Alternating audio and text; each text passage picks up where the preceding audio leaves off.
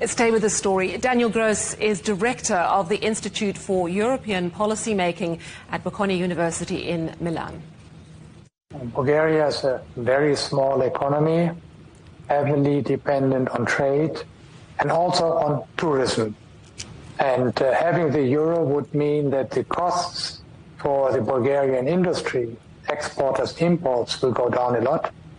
And also for tourism, it means a strong boost if tourists know that they can come and pay with the same money as they used to be paying at home. We have seen that already in other countries like Croatia before. And what about the cost of borrowing? The cost of borrowing for many people will go down a little bit, but I don't think a lot, because interest rates were already very low in Bulgaria.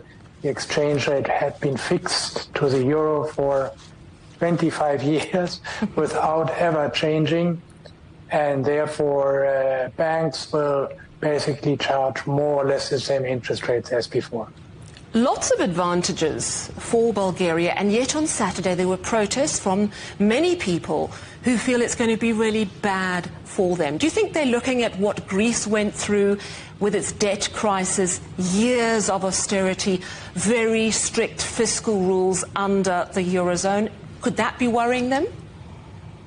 No, not at all, because Greece was a country with a high debt, high public sector debt, the highest in the Eurozone. Greece had lied about its public sector finances. Bulgaria is the exact opposite. Bulgaria has one of the lowest public sector debt. It has always been very clean on its deficits and debts, and that for a good reason, because Bulgaria experienced a big crisis with high inflation about 26, 27 years ago, and after then the country was almost bankrupt.